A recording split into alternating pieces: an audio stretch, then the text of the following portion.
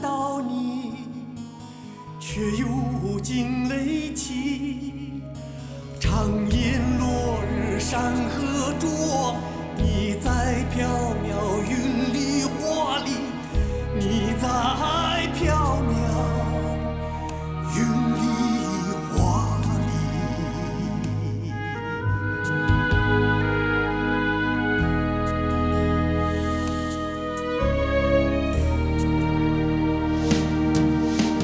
唱歌一曲，好风好梦好歌好一起。唱歌一曲，好风好梦好歌好一起。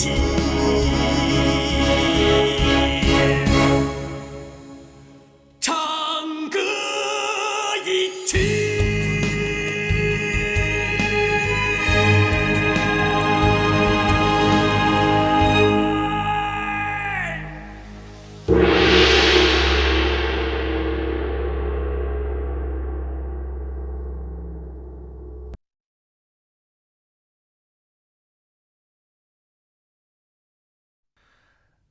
那个女人与凶手一同潜入客栈，凶手到甲号房中行凶杀人，而她则在丙号房中等候。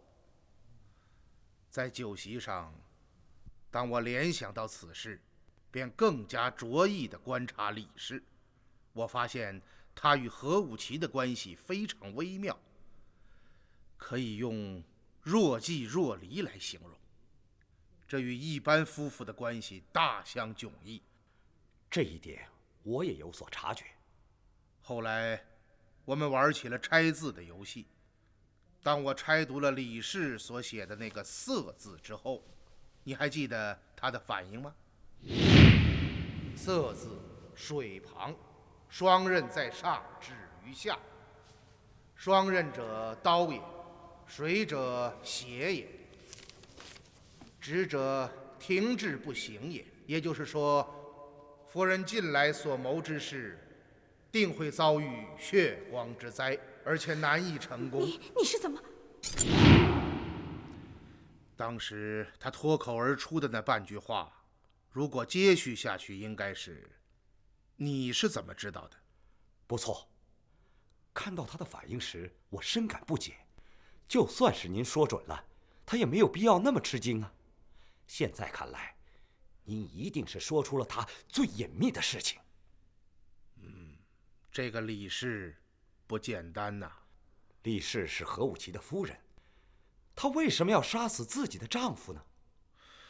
我们现在所说的一切都是假设，然而要证实这一点，也并不难。只要明日将孙喜旺唤来，与夫人一见之下，便知端地。水生兄弟，小青姑娘，我对不起你们，我骗了你们，也骗了自己，害死那么多好兄弟，我不是人呐！水生兄弟，让我死，让我死！我把村里的弟兄们带出来，现在只剩我一个人活着，我没脸呐！起来，快起来！一个大男人哭天抢地的像什么样子？早知如此，何必当初？真没想到，你竟然会去劫大趸船！你知道吗？这就意味着你要和卧虎庄开战。不是他想劫船，是你爹要他做的。水生，你为什么总是诬赖我爹？他对你那么好，你……好，我来问你，他为什么要劫自己的燕船？你说。还是让庞四跟你说吧。水生兄弟说的没错，是你爹让我去劫大趸船的。你说什么？那天你们将我带回卧虎庄，你爹在大厅里对我说，只要我替他做一件事，事成之后，便将严萧编入卧虎庄的籍册，从此不会再找我们的麻烦。能不能请葛庄主在上峰面前替严萧美言几句，放过我们这些可怜人。事情倒也不是没有商量的余地。这样吧，过些日子我将你们严萧编入卧虎庄的籍册之中，许你们在盱眙附近受严，严驾不变。这样，我对上峰有个交代，而你们既已入卧虎庄籍册，便是我葛天霸的人了。当然，再也不会有人为难。葛庄主说的是真的？葛某一向言出如山，但我有个条件。什么条件？彭兄弟必须要替葛某做成一件事。好，请葛庄主吩咐，但叫庞四力之所及，一定竭尽全力。好，痛快。我要你做的这件事，对于庞兄弟来说，那是手到擒来。哦，到底是什么事情？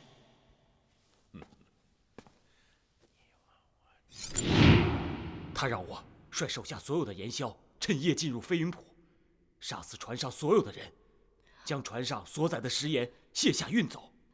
第二天夜，我率严枭劫持了大趸船，抢走船上所有的食盐。可我却不忍心杀害那些无辜的人，于是，我将船上的人捆绑后放在交王祠内，派人送信给你爹，请他处置。那些被烧死的人。是啊，接到庞四的讯息后，你爹派人暗入绞王祠，杀死所有的人，而后放火将那里烧成了一片白地。真的是他，真的是他。庞四，你来看看，是不是认识这个人？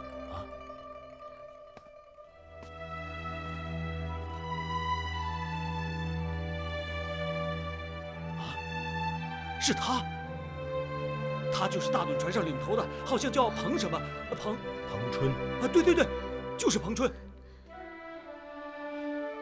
真想不到他就是彭春。那个林阳在写给你爹的信中，曾经提到过他。水生兄弟，他怎么会和你们在一起啊？我们本来是要赶到交王祠去见你，然而到了之后才发现，那里已经是一片废墟，这个人躺在树林之中，已经是奄奄一息。哦，那后来怎么样？后来我将所劫的近万担食盐装上葛庄主给我送来的数十辆推车上，而后起行前往盱眙。为什么要到盱眙？我是按照葛庄主的吩咐做的，他让我将盐运到盱眙城外的太平镇，然后到镇上的水陆客栈去找一位赵先生，并将盐转交给他。这个赵先生是什么人？这我就不知道了。今天我在客栈中看到了你与他会面。什么？你看到了？否则我怎么可能知道你们约在柳林交盐？都赖我，被葛庄主说昏了头，才做出这种事来。庞大哥，对不起。出了事之后，我一直在怨你。可现在我知道，是我错了。我有个禽兽不如的爹。小青姑娘，怨我，都怨我糊涂啊！你做什么去？出去转转。你们先哭。我不哭了，你别走。本来我想得美，替葛庄主办完这件事，回去就能编进卧虎庄的籍册。可谁想到，今夜竟然会被官军撞上了，真他娘倒霉！你说错了，不是撞上的，官军早就在那里等你们了。什么？这怎么可能？官军怎么会知道我和赵先生约好在柳林交盐？你能不能动动脑子啊？那个赵先生就是官府的人啊！可赵先生是葛庄主的朋友啊。那又怎么样？葛庄主是犯私盐的，他怎么敢跟官府扯上关系？他又为什么要将那么多盐交到官府手中？具体原因我也不清楚，但你想一想，如果姓赵的不是官府的人，官军围剿之时，他为什么不在现场？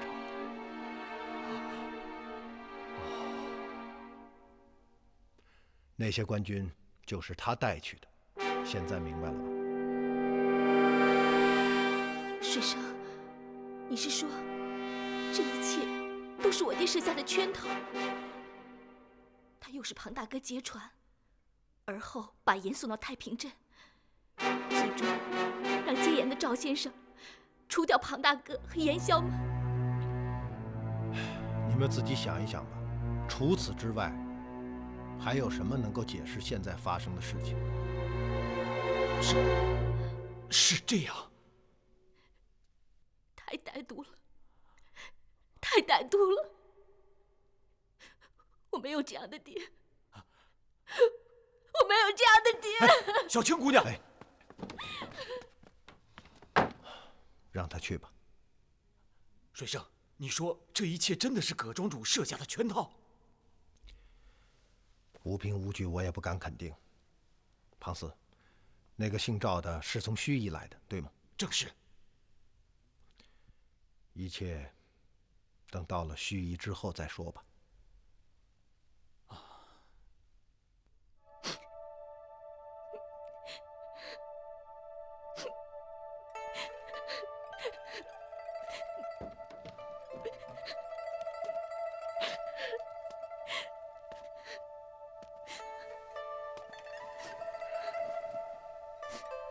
你来干什么？瞧瞧你，有什么好瞧的？我真想死了算了。有这样一个爹，真是生不如死。我还不如干脆死了，替他赎罪。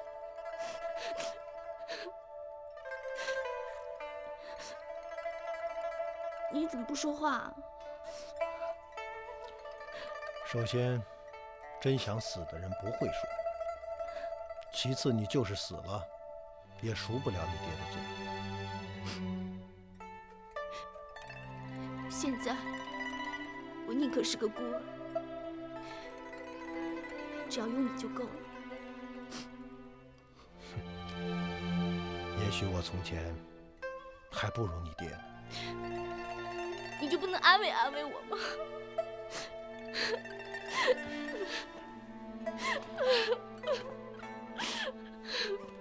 好了，哭有什么用？啊，来，快回去休息，明天还要赶到盱眙呢。有你在身边，真好。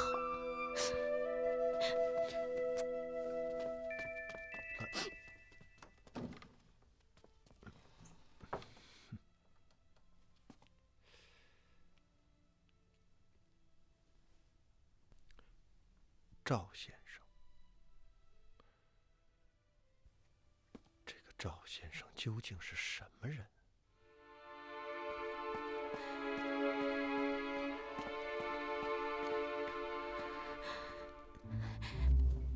你在吗？子君，子君，你要见我？今晚贺武奇请来了一个姓怀的老头，席间大家玩起了猜字的游戏，他张口便说出了我们的秘密。哦，他是怎么说的？他说我所谋之事，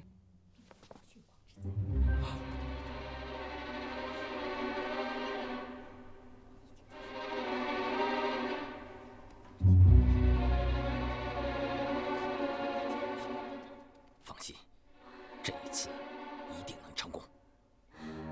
我只有一个请求，别再杀人了，好吗？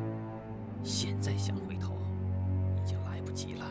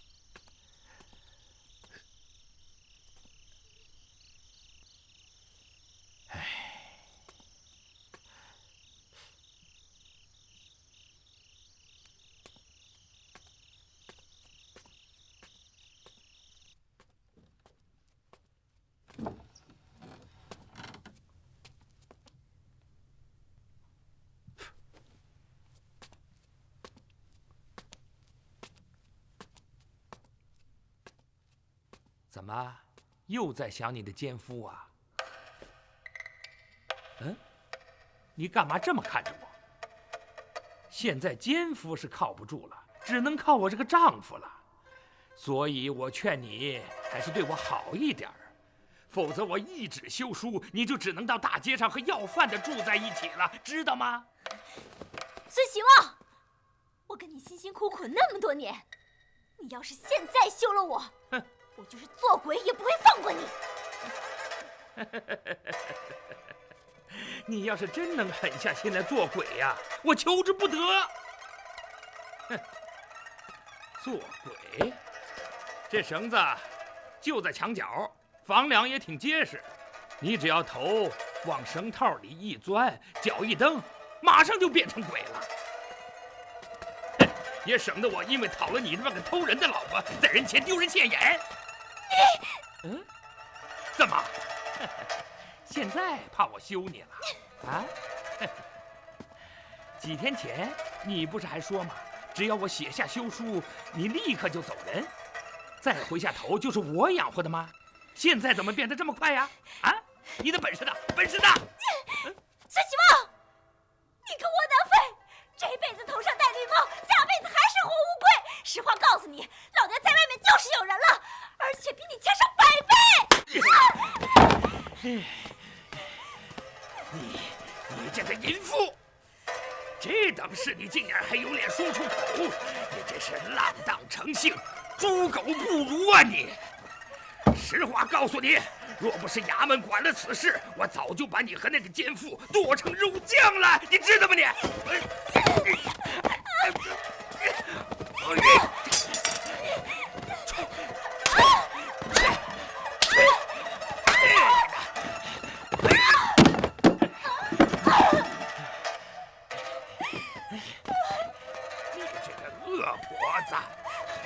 恶婆子，娶了你，真是我孙希望倒了8辈子的霉了。打死我吧！我真恨不得一剪刀戳死你，放解我心头之恨。你真要杀我？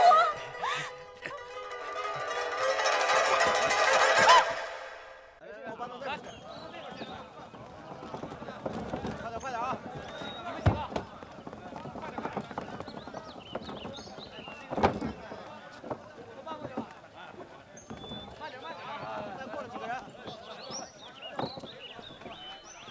曾太呀，好热闹啊！是啊，一大清早，何宅的仆庸们便来到客栈之中，请我们马上动身，搬入河源。学生擅自做主，让他们先将大件香笼抬到车上。看来何武奇着急得很呐。是啊，看起来他是真把您当成了大东家了。啊，急啊！哎，来，先生，你马上到县衙去一趟，让文清出差，将孙喜旺带到这里，随我们一同前往河源。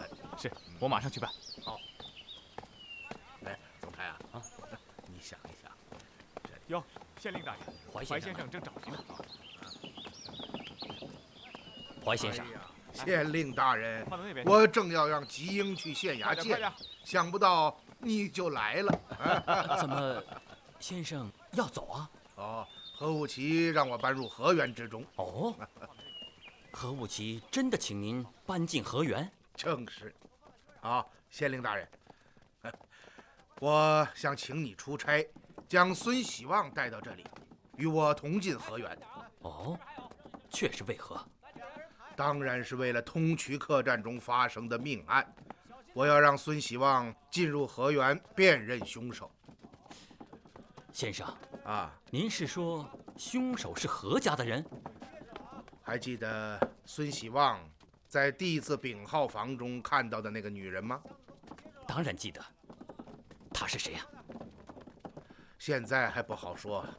昨夜我在何家的酒席之上发现了一些端倪，目前只是推断，只待孙喜旺辨认之后，便会得出肯定的结论。我会马上派人将结果告知县令大人。先生啊，下官正要对您说孙喜旺的事情呢。孙喜旺怎么了？今晨，孙喜旺的街坊到县衙报案，说昨夜2更时分，听到孙喜旺家中传出一声惨叫。今日清晨，街坊们来到孙家，发现户门大开，严氏死在屋内。什么？严氏死了？正是。那孙喜旺呢？孙喜旺不知去向。我命衙役将现场封锁，这才赶到客栈，请您同去勘察。哦，多谢县令大人信任，那我们现在就走吧。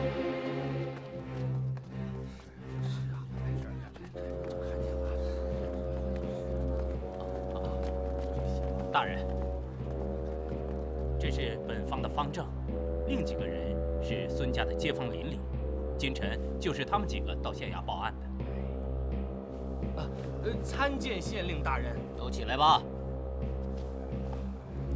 是谁第一个发现严氏的尸体啊？是小人。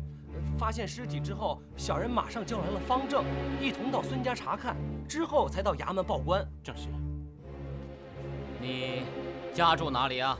小人就住在孙家隔壁。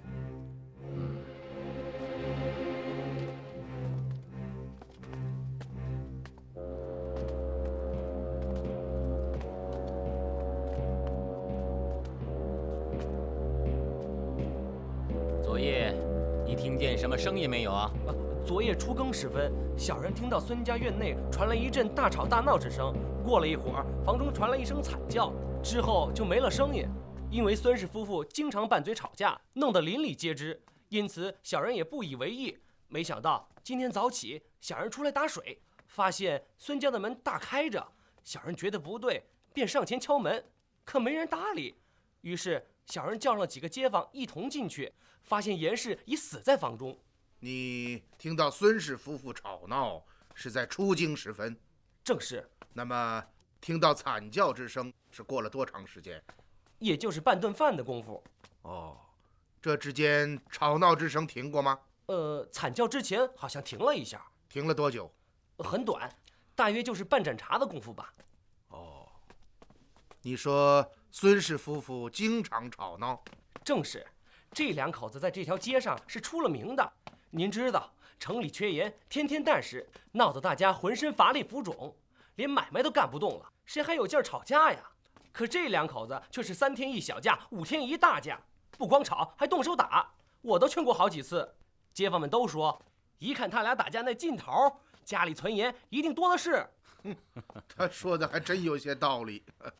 我们可不是在春香房中就发现2个大盐罐吗？下人都是如此，就更不要说主人了。哦，昨夜还听到了什么？别的就没什么了。你再仔细想一想。哦，对了，2人吵闹当中，院子里好像发出扑通一声，不知是撞倒了什么。扑通一声。正是，除此之外就没有了。我们进去看看。请。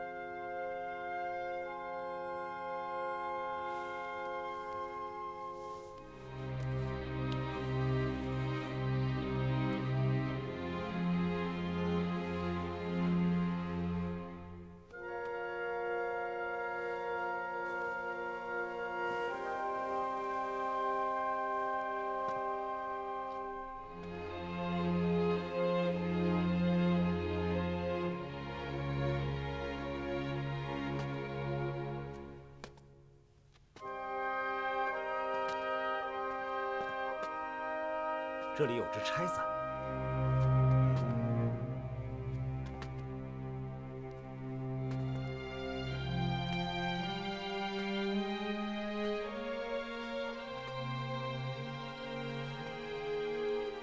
先生，您有什么发现？从严氏的死状和脸上的淤青可以看出，死前定然与人进行了激烈的厮打，而且可以断定，与其厮打之人一定是孙喜旺。哦，却是为何？严氏的脸上为何会有淤青？定是厮打中被人击中脸颊。不全对。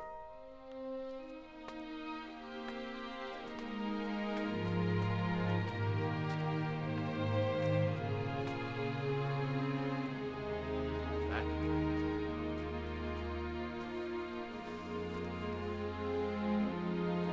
看着脸上淤青的走势和形状，应该是被人打了很多记耳光所致。不错，下官也这样认为。你们注意到了没有？严氏脸上的淤青是右边重而左边轻。不错，不错，这能说明什么呢？你们忘了孙喜旺的手。哦，对呀，孙喜旺是个左撇子。对，左撇子打人，对方右侧脸颊是迎向他的正手方向，因此发力最重，所以严氏脸上的淤青才会右重左轻。而且从刚刚街坊的讲述也可以证明这一点。因此我们断定与严氏厮打之人正是孙喜旺。我想当时的情形一定是这样。邓太，来，我们演示一下。孙喜旺和严氏站在床榻边，争吵发生后，孙喜旺勃然大怒，一记耳光将严氏打倒，倒在了梳妆台前。恼羞成怒的严氏跳起身，从桌上放针线的小笸箩里拿起剪刀，向孙喜旺戳去。先生，为什么肯定是严氏先拿起剪刀，而不是孙喜旺呢？有没有这种可能？孙喜旺盛怒之下，从笸箩里抄起剪刀，将严氏杀死。下官也是这么看的。如果是孙喜旺先拿起的剪刀，下面的动作一定是刺向严氏，那么严氏的尸体也就不会摔倒在那里，而应该躺在梳妆台下，这是其一。第二，严氏脸上的淤伤是过度击打所致，换句话说，孙喜旺肯定曾经大力抽打过其面部，才能够造成现在严氏脸颊上的淤青。你们想一想，如果孙喜旺早将剪刀拿在手里，他怎么能够再腾出左手去打严氏的耳光呢？不错，有道理。先生，您继续说。严氏拿起剪刀刺向孙喜旺，孙喜旺抓住他的手腕，二人扭打起来。这一点从严氏手腕上的淤青就可得到证明。二人扭打当中，孙喜旺将严氏手上的剪刀用力甩了出去，而后狠狠地给了严氏几记耳光。这一点从落地的钗子可以得到证实。钗子之所以摔在这里，就是因为严氏被打后头部不停地晃动，以至于钗子从头上脱落掉在地上，而后孙喜旺狠狠一脚踹在了严氏胸前。这一点可以从严氏衣衫上那个脚印得到证实。严氏被踹之后，身体倒退，碰倒了那个凳子，凳子滚到了门前，而严氏的身体也重重地摔在了地上。此时失去理智的孙喜旺冲上前来，拾起落在地上的剪刀，狂怒之下发疯般的将严氏戳死。杀人之后，他自知闯下大祸，为怕衙门追查，因而离家出逃。非常合理。你们是这么认为的？除此之外，还有什么可以解释严氏之死以及孙喜旺的失踪呢？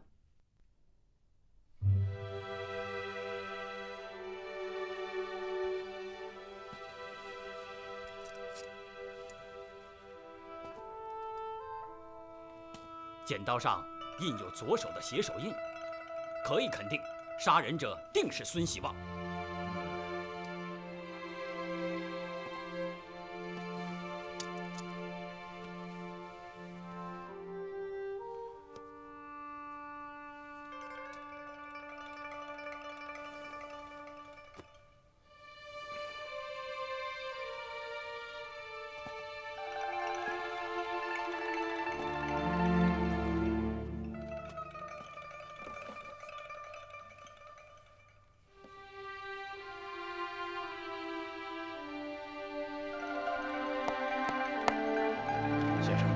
还有什么发现？就目前现场的情形、严氏的死状，以及街坊们的叙述来看，孙喜旺杀人潜逃的可能性是最大的。依先生之见，现在该当如何处置呢？自案发到现在不过几个时辰，孙喜旺跑不远。县令大人，请您立刻发下海捕文书，命3班捕快各路追踪，缉拿孙喜旺到衙。这是目前得到答案最有效的办法。与下官所想完全一致。大人，大人，长婆子被杀了！啊！快走！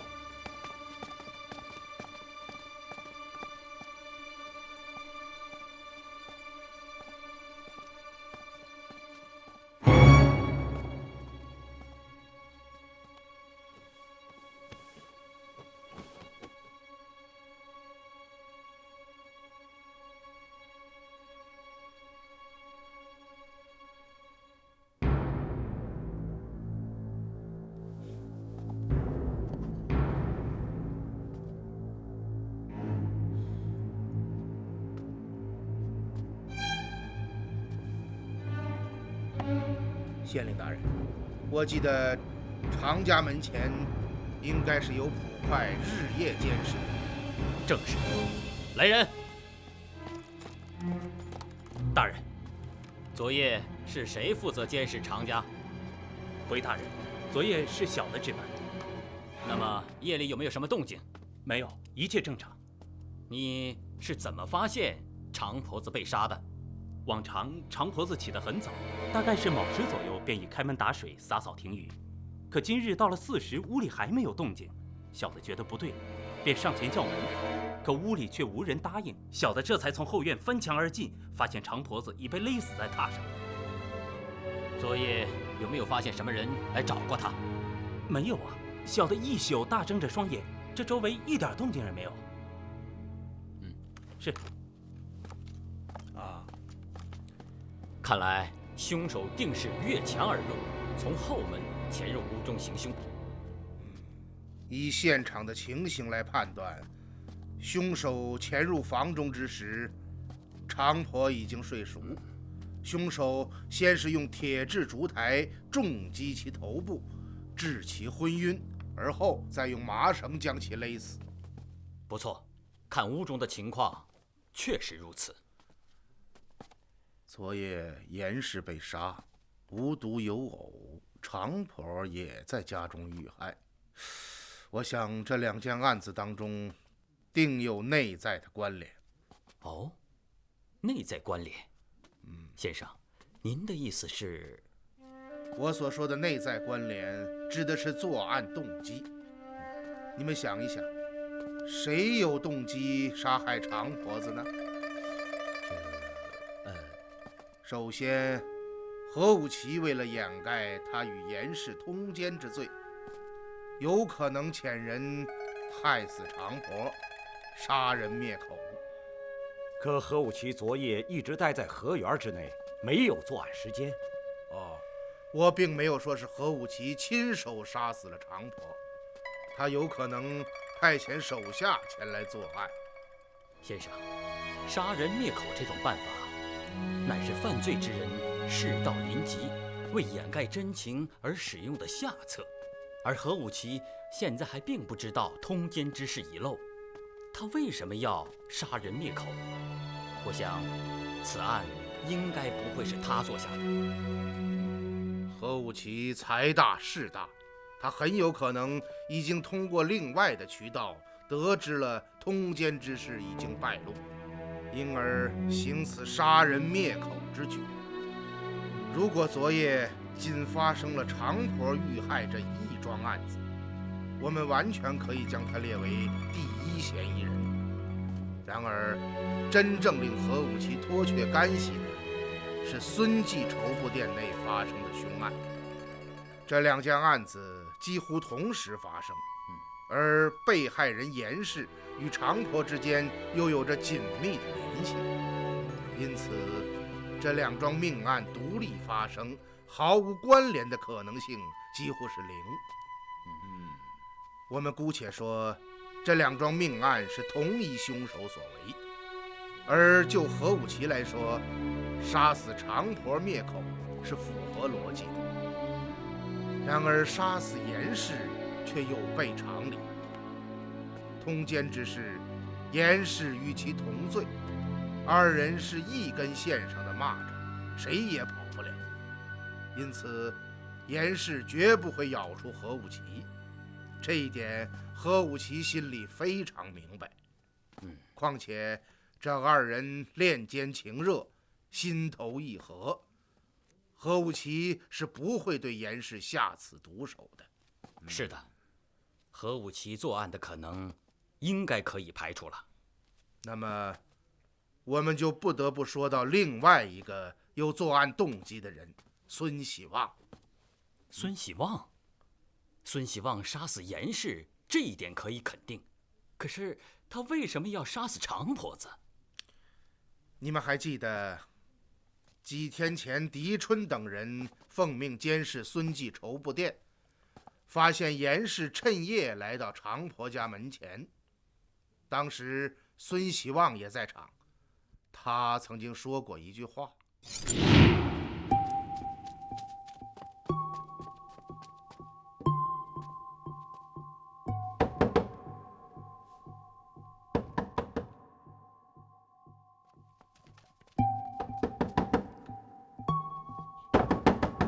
这就是常妈妈家，我早就怀疑是这个老钱婆为奸夫淫妇搭的桥。你说她……当天夜里，是县令大人带无头来到了通衢客栈，将这番话告诉了老朽，这才有了我们夜审长婆的那一幕。不错，下官记得。我明白了，先生，您是说孙喜旺杀死严氏之后，趁夜从后院潜入常家，向常妈妈逼问奸夫的姓名。常妈妈惊恐之下道出了奸夫乃是何武奇，孙喜旺随即杀人灭口，逃之夭夭。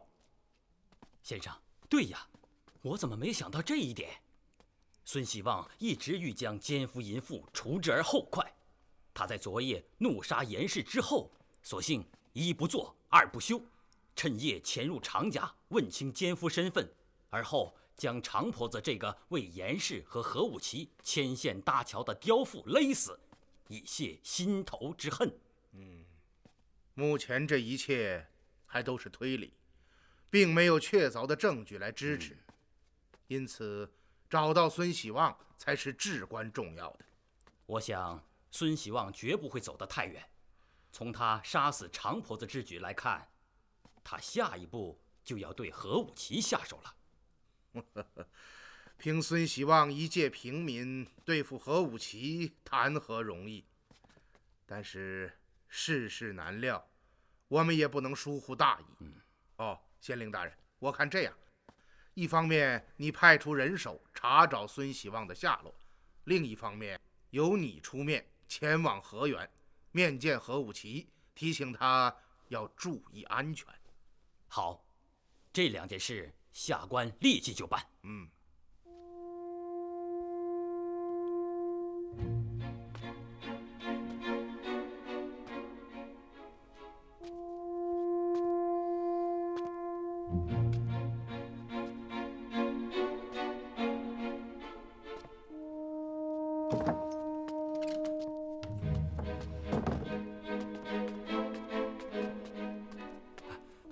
老爷，怎么了？鬼鬼祟祟的。老爷，昨夜小的看到夫人在后角门的太湖石旁与一个身穿黑袍的男人会面，两人低声密语说了很长时间。哦，你看清那个男人的脸了吗？距离太远，没有看清。我说他进来怪声怪调、阴阳邪气的，原来在外面有了相好的啦。老爷，依小的看，此事有怪，绝不像您想象的那么简单。什么意思？您还记得几天前夫人身受重伤的事情吗？还有，昨日在后园，怀先生给夫人拆字，说他所谋之事定然遇到血光之灾，而且难以成功。您注意当时夫人的表情了吗？不错，当时他非常惊慌。何静，你说夫人究竟在打什么主意啊？老爷，这种事小的不敢乱说。然而最近发生在府中之事，总而言之是非常的奇怪。老爷，您说会不会与那个男人有关